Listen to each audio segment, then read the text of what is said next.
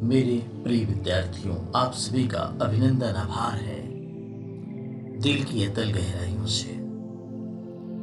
आज हम इस कहानी में पढ़ेंगे पेड़, पशु और मनुष्य में क्या अंतर है। लेखक कन्हैयालाल मिश्र प्रभाकर है। जीना है हंसकर यहाँ पर जीवन का हर पल, कोई ना जाने यहाँ पर क्या हो जाए कल।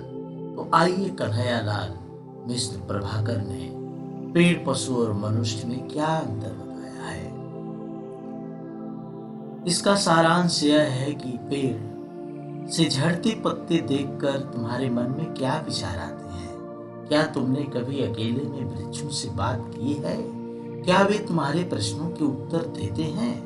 पेड़ों से मित्रता करते करते लेखक क्या सोचने लगता है, आइए पढ़ें। वास्तव में मित्रों, प्रकृति जो होती है चुपचाप अपना काम करती रहती है और हमें बहुत कुछ देती है। लेकिन मनुष्य एक काम करता है, वो सबसे कहता है कि मैंने ये किया, मैंने ये किया।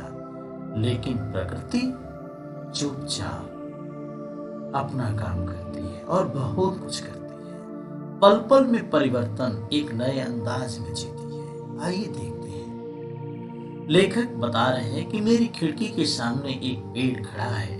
आप पेड़ को देख पा रहे हैं। ये लेखक की खिड़की के सामने की बात है। मेरी ही तरह साधारण देह है, अर्थात जैसे मेरी शरीर है उसकी भी एक शरीर है। पर जब उस पर फूल आते हैं तो मुझे ऐसा लगता है जैसे आकाश से बरसी देवताओं की हंसी का अंबार हो। चारों ओर हल्के लाल रंग के फूल, यहाँ तक कि पत्ते भी ढक से जाते हैं उन फूलों से। मैं अपने पलंग पर अर्थात चारपाई पर बैठा उसे घंटों देखता हूँ, पर मन नहीं भरता, क्योंकि जो वर्तमान में जीता है प्रकृति है, तो प्रकृति से कभी मन नहीं भरता। मैंने अक्सर सोचा है कि काली मिट्टी में जन्मे कुरु माने होता है बुरा, बुरा रूप तने पर आश्रित इस पेड़ में, आश्रित मतलब उसके सहारे पेड़ में ऐसे कोमल पत्ते और इतनी सुंदर फूलों की सृष्टि विश्व का कितना बड़ा चमत्कार है। ये जो कुरूप इसकी शरीर है, इस पर कितनी अच्छी अच्छी ये फूल आपको दिखाई दे रहे हैं। इसी की बात लेकर कर रहा है।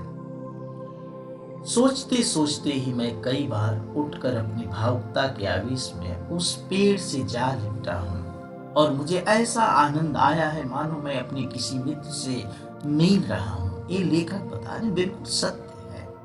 शास्त्र और विज्ञान दोनों वृक्षों को सजीव मानते हैं कि इनमें जीव होता है। शास्त्र भी मानता है, साइंस भी मानता है। मेरा भी इसमें यूं ही विश्वास सा था। पर 1952 की जेल यात्रा में था, तो 1952 में ये जेल जाते हैं। अपने साथियों के साथ जब मैं डाकू वार्ड में बंद किया गया, तो कुछ ही दिन पहले अपनी पत्नी की मृत्यु के कारण मेरे मन पर छाई शून्यता और भी घनी हो गई। मतलब ये बता रहे कुछ समय मेरी पत्नी की मृत्यु हो जाती है और मैं बिल्कुल खामोश सा हो जाता हूँ। शून्यता के इसी वातावरण में एक दिन चांदनी रात में अचानक चौक में खड़े पेड़ की जीवन शक्ति का मुझे साक्षात अनुभव हुआ और मुझ पर से शून्यता का वातावरण कुछ हट सा गया। तब से वृक्षों के साथ मेरी आत्मीयता और भी गहरी हो गई। अर्थात जो आत्मीयता का मतलब उनसे लगाव दिल से हो गया। उस दिन से मैं कुछ ऐसे ही मूड में था कि उस पेड़ के पास पहुंच गया। संध्या का समय था और सूर्य की हल्की किरणों से वह और भी भव्य हो रहा था, विशाल, अच्छा लग रहा था। मैंने कहा, आज तो मित्र तुम अपनी हंसी में आप ही लिपटे जा रहे हो। लेखक ने पेड़ से कहा, क्या बात है? पेड़ बेचारा क्या बोलता, पर तभी कुछ फूल नीचे छू गए, अर्थात नीचे आ गए।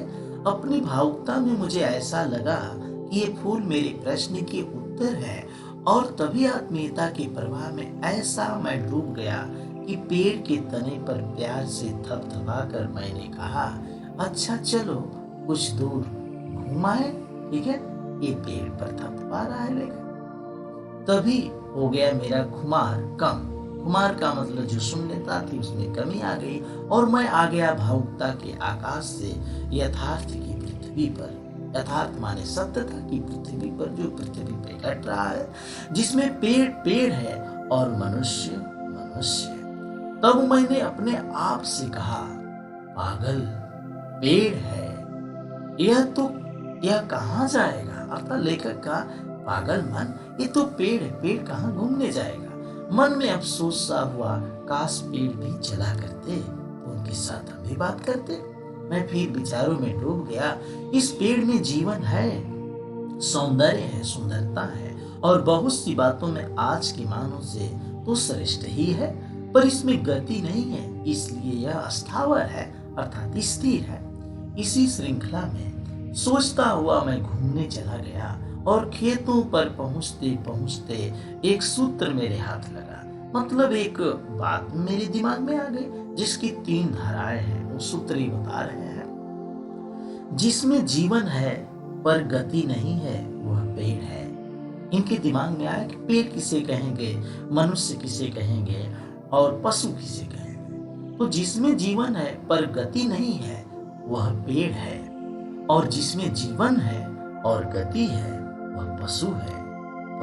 परंतु जिसमें जीवन है, गति है और गति की सही दिशा पर गति भी है, वही मनुष्य है। इन 3 धाराओं का समन्वित भाष्य यानी मिला हुआ प्रगतिशीलता ही मानव की कसौटी है, और यही उसे वृक्ष और पशु से पृथक करती है। अर्थात आगे बढ़ना ही मनुष्य की कसौटी है। यही कसौटी तो वृक्ष और पशु से मनुष्य को अलग कर देती है। पेड़ पौधों में भी चेतना होती है, अतः हमें उनका ख्याल रखना चाहिए। ठीक है, पेड़ पौधे तो हमारा ख्याल रखते हैं। तो ये अभ्यास प्रश्न है आपको, बाद में इसका जो बच्चे इसको पढ़ते हैं उनको हम बाद में इसका प्रश्न उत्तर आप बता देंगे। तो हिंदी साहित्य की श्रृंखला में अभी बहुत कुछ बाकी है। वक्त है आपसे विदा लेने का।